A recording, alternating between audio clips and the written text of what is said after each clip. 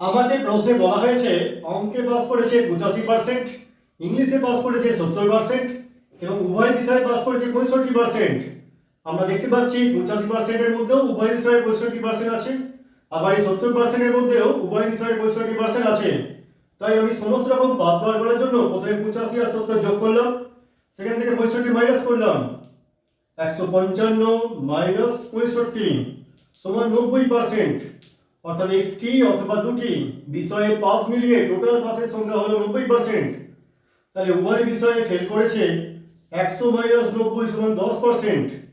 আমাকে প্রশ্ন করেছে মোট ফেলের সংখ্যা হলো 80 জন, অর্থাৎ এই 10% সমানই হলো 80 জন। আমাকে 100%-এর মান বার করতে হবে।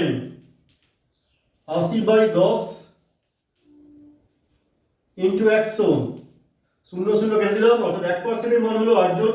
তাহলে 100%-এর মান হবে 800 জন। অর্থাৎ ওই বিদ্যালয়ের মোট ছাত্রছাত্রীর সংখ্যা হলো 800 জন।